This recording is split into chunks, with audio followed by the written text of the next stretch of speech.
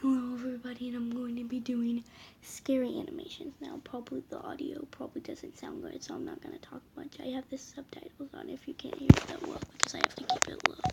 So, let's go. When I was in the 7th grade, I heard about astral projection for the first time, and thought the idea seemed pretty cool. Who wouldn't want an out-of-body experience and travel around the world? Anyways, I've been attempting it for several months to no avail.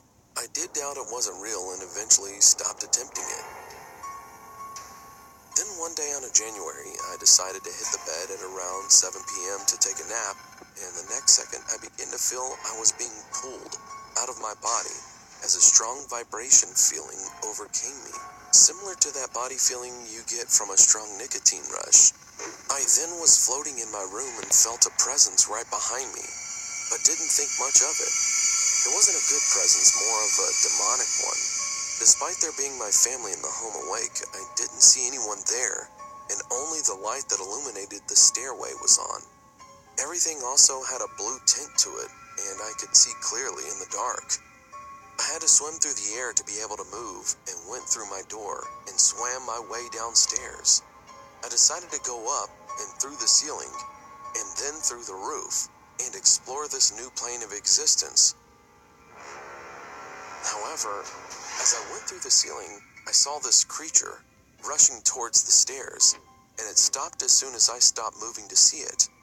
I could only see the back of it from the right side of it since it was blocked by a wall, but it had yellow skin, pointy, elongated ears, a tail that's medium-sized, and it appeared to be as tall as I was at the time, 5'6". I stared at it for a few seconds, frozen in fear, and before I knew it, I was awake, back in my bed. I looked at my clock and several minutes had passed by. I don't know what to think of that, but it was an interesting experience.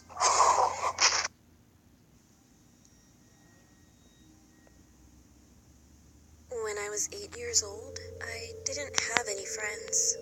My mom wouldn't allow me to play outside with the other kids in our neighborhood. I was always alone. The only playmates I had were my cousins and my brother, but it took 3 hours and 25 minutes to get to their houses.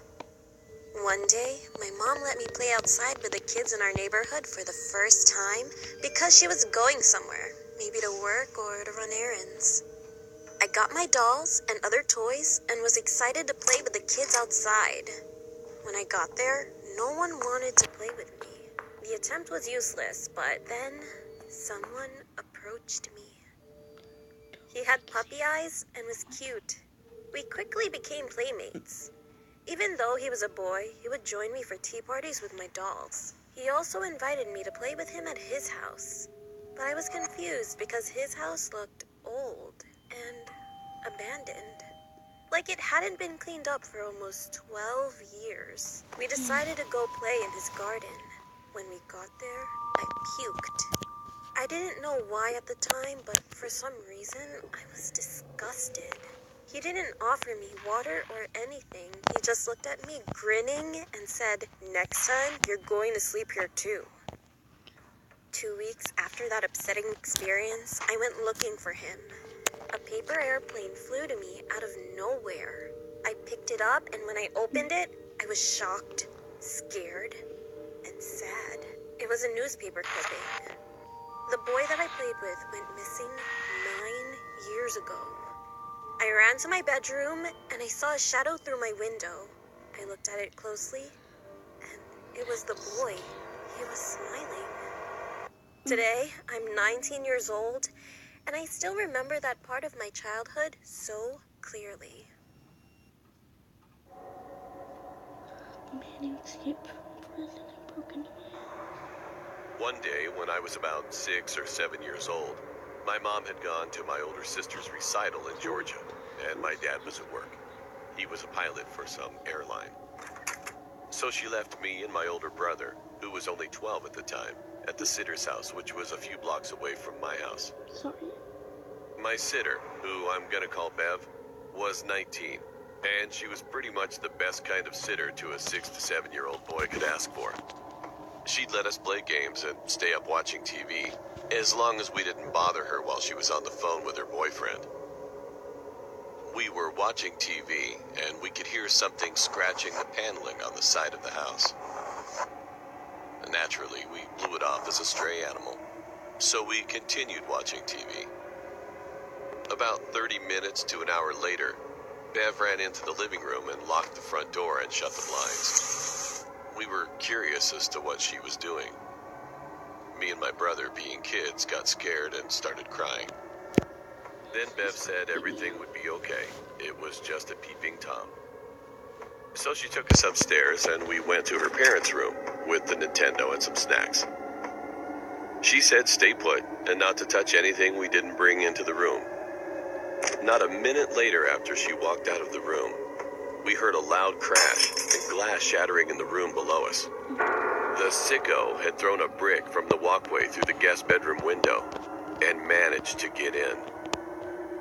I remember Bev running into the room and pulling us into the closet, telling us we were going to play a game of hide and seek and to be very quiet. She got out of the closet and locked it from the outside latch and disappeared. Several minutes passed and we could hear a grown man screaming, come out wherever you are. I only want to play." Then I heard what sounded like water running in the bathroom across from the closet. Then it shut off. And I heard Bev yelling something at the man. It was something like, "The police are on their way. You better get out of my fucking house now." Then we could hear loud, heavy footsteps sprinting out of the room, and then sirens wailing in the distance. Bev shrieked, and we heard a loud thud on the ground below us. Bev had managed to find an old wooden bat. As the man turned a corner to go out the front door, Bev swung the bat as hard as she could, knocking the man to the floor. Dazed, he got up and tried chasing her outside, but the cops had already arrived and tackled the man on sight. My mom came home immediately and took me, my brother, and Bev back to my house. A few years later, she explained that the man was a known sex offender and had escaped from prison. In the report, he was said to be carrying a rather large knife in his pocket and had a Saturday night special tucked away in the waist of his pants.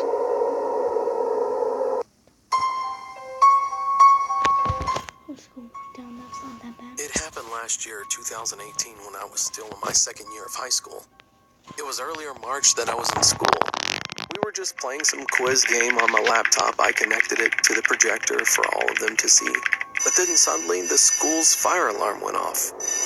They said this isn't a drill, but rather a maniac just entered our school with a gun. So all of us closed the door and the window to our classroom and switched off the lights. It was all silent, like you could hear a pin drop to the floor. At first I wasn't panicking that much, but it all started to happen when a gunshot was heard from the distance of our room. I can assume that he already knows that we're here. We are the closest room from the entry hall. Every single one of my classmates was crying. I'm the tallest and the oldest student of them all. I'm 16 and some of them are 15 and 14 and another one is 12. So I thought, I'm the oldest. I should protect them. And I was like that. So then I grabbed the fire extinguisher in our room, because every single room in my school has a fire blanket and a fire extinguisher, just in case of a fire. I had a stupid plan inside my head that I'll spray him with the fire extinguisher. So then I opened our room door, and I came across it. He was a middle-aged man, wearing a white tank and black slacks. He was holding a .44 Magnum caliber revolver. At first, we were having a quick draw match. Like that. He grabbed his gun first and pulls the trigger. I can feel my heart beating fast, and just then he aimed the gun at me, but it didn't shoot at all. He forgot to cock his gun, so then it's my chance to hit him with the fire extinguisher and knock him out. After that, the police arrived and every student was reunited with their family. And still, I'm wondering, what could have happened if he didn't forget to cock his gun and shoot me first?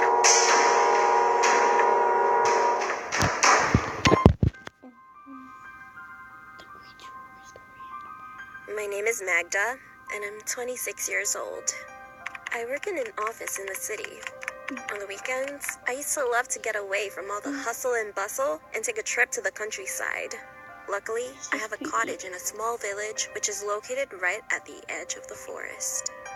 How I used to love to get out of the city and spend the weekend in my little cottage. Why did I stop? Well, I'll tell you. After a hard week at work, I needed to rest, so I decided to get out of town. I went home, packed my bags, threw them in the trunk, and drove off. When I arrived in the village, it was late in the evening and I was tired from the long drive. I went straight to bed and fell asleep quickly. In the middle of the night, I was awakened by the sound of my car alarm going off. I looked out the window, but there was nobody in sight. I found my car keys, pressed the button to shut off the alarm, and the awful noise stopped. I laid back down and tried to fall asleep. All of a sudden, the alarm went off again. I didn't feel like getting up, so I just grabbed my keys and pressed the button once more. Everything was peaceful and quiet again. However, 5 minutes later, the alarm went off a third time. Once or twice could have been an accident, but now I was wondering what was going on. Could someone be playing tricks on me in the middle of the night? I got up again and pressed the button to turn off the alarm.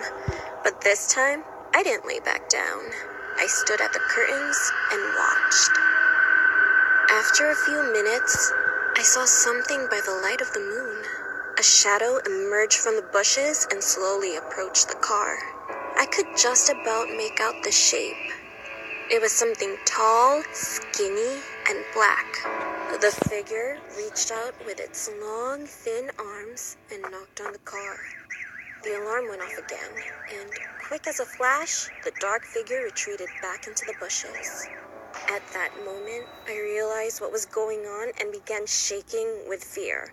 I turned off the alarm and continued to watch. The thing emerged from the bushes again, slid silently over to the gates, threw a hand through them, and removed the partition holding the gates closed. I was paralyzed with fear, and I couldn't move. My mind was overcome by panic thoughts. What was it? What did it want from me? What was it doing? Would it ever go away? A shiver ran through my body. That's all. You're gonna have to watch what finds out if you want to know what happens next. Bye-bye. Don't forget to subscribe and hit the like button.